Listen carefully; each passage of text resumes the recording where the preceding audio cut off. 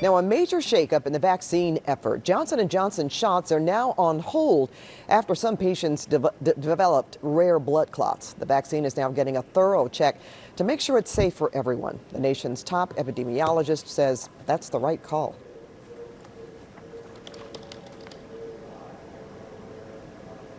All right, sorry, we don't have the audio there for you right now, but Dr. Fauci believes the pause will likely only last days to weeks, not weeks to months.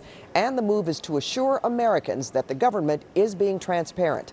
The White House says the pause will not affect the nation's vaccine rollout program because the J&J shots account for less than 5% of vaccinations in the U.S. The decision today does have several local clinics scrambling to replace doses with Pfizer or Moderna. That's right, and people who have been looking forward for their shot are concerned that they'll have to wait longer. CBS 2's Rachel Kim is live at a vaccination site in Encino with what we need to know about today's developments. Rachel.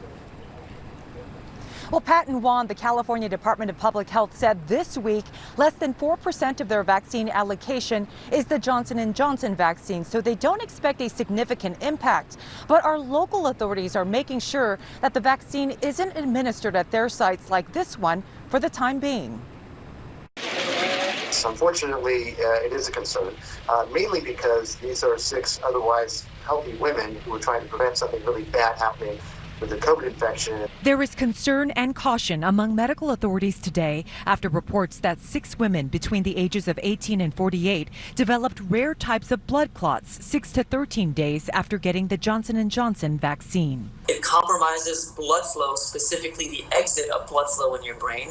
So not only can it compromise your brain function, that backup can lead to hemorrhage inside the brain, which can lead to strokes. Dr. Michael Hurt explains what makes J&J different from Pfizer or Moderna.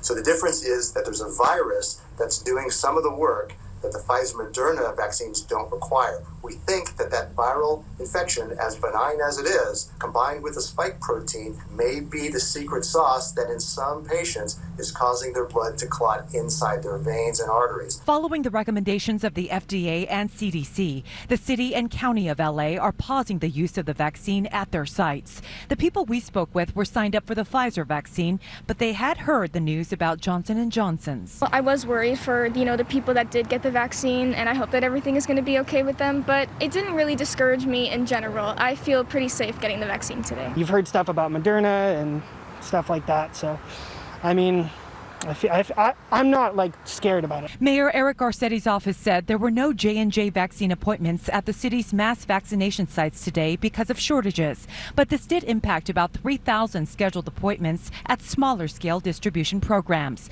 Most of those people will be offered Pfizer vaccines instead, but some appointments will have to be rescheduled. No, I think they're taking every step to make sure that everybody's going to be okay. The LA County Department of Public Health says they'll be contacting patients about rescheduling or providing new appointments with Pfizer or Moderna vaccines. Now, the doctors we spoke with said if you got the Johnson & Johnson vaccine and are experiencing complications or extreme side effects, please go to your doctor or the emergency room immediately.